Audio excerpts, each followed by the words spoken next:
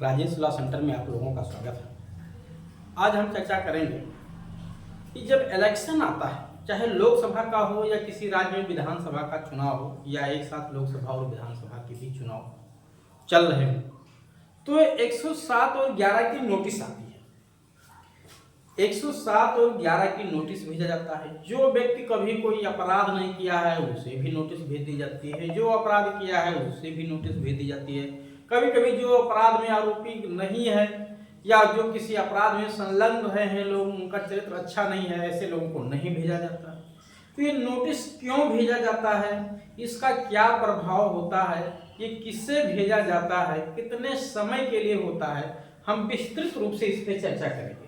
चाहे 107/11 की नोटिस हो, 107/16 की नोटिस हो, 109/16 की नोटिस हो, 110 की नोटिस हो, यानी किसी भी धारा की नोटिस हो। जो नोटिस से आती है, चाहे 107 की हो, 8 की हो, 9 की हो, 10 की हो, 111 लगा हुआ, 117 लगा हुआ, 116 लगा हुआ, इसमें कंफ्यूजन नहीं होना है। आइए देखें, एक एक करके देखें इस नोटिस का क्या प्रभाव होता है। ये नोटिस चुनाव के समय भेजा जाता है। नोटिस किसे दी जाती है, तो सबसे पहले आपको समझना है। देखिए, मैं एक ओवरऑल कॉन्सेप्ट आपको बता रहा हूं कि सरकार का हमेशा ये उद्देश्य होता है कि इलेक्शन, चाहे वो लोकसभा का हो या विधानसभाओं का या किसी पर्टिकुलर राज्य की विधानसभा का हो, शांतिपूर्ण तरीके से संपन्न हो जाए। चुनाव जब भी होता है तो ये सरकार का प्राथमिक जिम्मेदारी है कि चुनाव जो है शांतिपूर्ण तरीके से संपन्न हो जाए। इस शांतिपूर्ण तरीके से संपन्न होने के लिए किसी तरह का कहीं कोई हिंसा ना होने पाए, लोग हिंसक ना होने पाए, इसके लिए कुछ सीआरपीसी में, दंड प्रक्रिया संहिता 1973 में कुछ प्रिवेंटिव नेचर के प्रावधान किए गए हैं, यानी उस हिंसा को होने से पहले ही रोकना। ये आप कुछ यूं तरह से समझिए कि जहां कोई कार्यक्रम हो रहा हो, खाना पक रहा हो, वहां अगर खाना बड़े पैमाने पे पक रहा तो आग वगैरह भी लग सकता है, तो वहां पहले से ही पानी की व्यवस्था कर लेना, जिससे अगर आग लगे तो उसे बुझाया जा सके। कुछ उसी तरह से भी प्रोविजन कि चुनाव के समय राजनीतिक सरगर्मियां बहुत तेजी से बढ़ जाती हैं। प्रत्याशी तो नहीं, लेकिन मतदाता बिल्कुल से 36 का आंकड़ा एक दूसरे से बना लेते हैं। लगता है कि खुद वही चुनाव में लड़ रहे हैं, जबकि प्रत्याशी तो बैठ के आपस में चाय पीते हैं मौज से, हारे तो चाहे जीते, पता चला जिस हारा वही पार्टी में शामिल हो गया। तो खैर, ऐसी स्थिति में शांतिपूर्ण तरीके से संपन्न करने के लिए पहले से जो लोग संदेह के दायरे में होते हैं, खास तौर से पहले उन्हें चुना जाता है जो लोग किसी न किसी अपराध में इन्वॉल्व हैं, जिनका चरित्र अच्छा नहीं है उस पुलिस स्टेशन की अधिकारिता के भीतर में, उस तहसील में।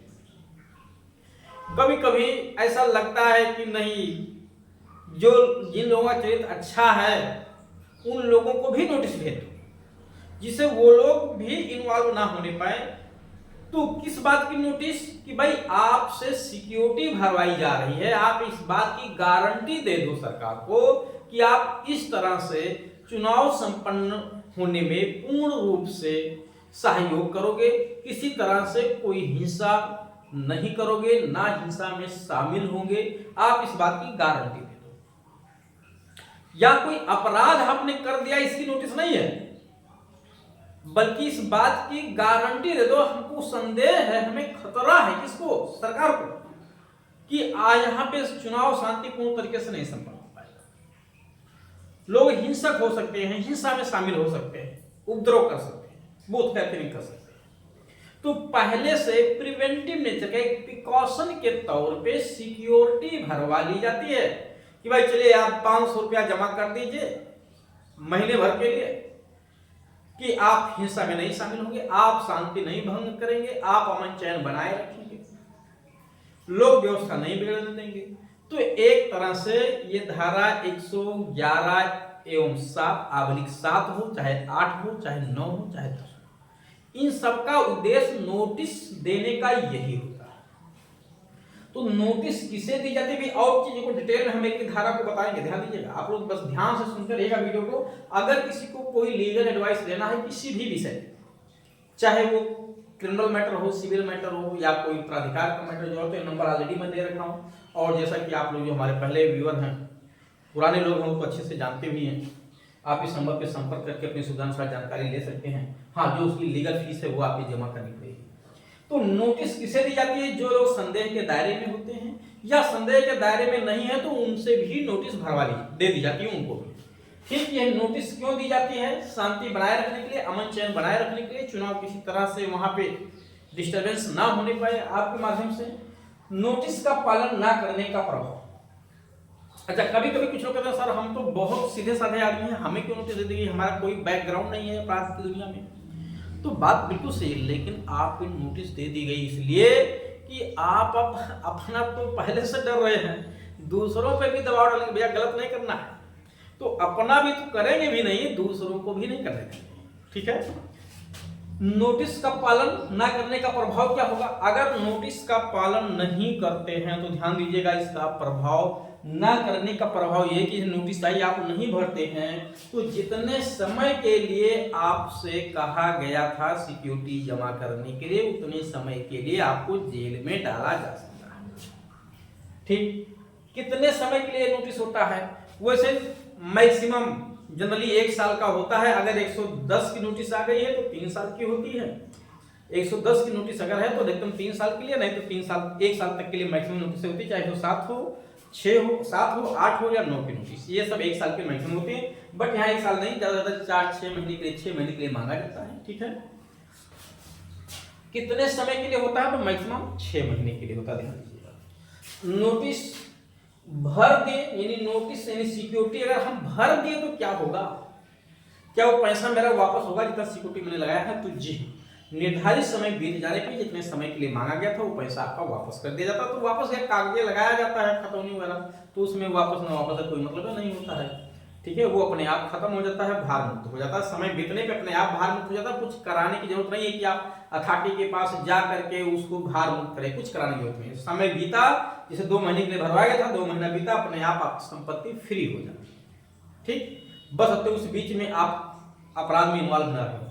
अगर उस बीच आपने कोई भी ऐसा अपराध कर दिया जिसमें सजा कारावास का प्रावधान है, या उसका अटेम्प्ट किया या अबेटमेंट किया, दुष्प्रेरण किया किसी को उकसाया करने के लिए, तो आपने जो बंध पत्र भरा है वो जब्त होगा, साथ ही साथ जेल भी जाएंगे, ध्यान रखिएगा। तो 107 की नोटिस शांति बनाए रखने के लिए दी जाती है सामूहिक तौर से।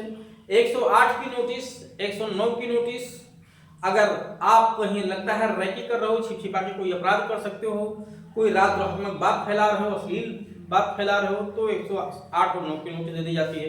110 की नोटिस थोड़ी खतरनाक होती है, 110 की नोटिस जल्दी नहीं किसी को दी जाती है। 110 की नोटिस हैबिचुअल व्यक्तियों को दी जाती है, जो अपराध में इन्वॉल्व है पहले से, ऐसे लोगों को 110 की नोटिस दी जाती है और उनसे 3 साल तक के लिए सिक्योरिटी अधिकतम बढ़ाई जा सकती है, ध्यान दीजिएगा। तो 111 अब आप कहेंगे तो 107, 8, 9, 10 ये सब आधार हैं क्यों नोटिस दी जाती है, और नोटिस देने की प्रक्रिया 111 है।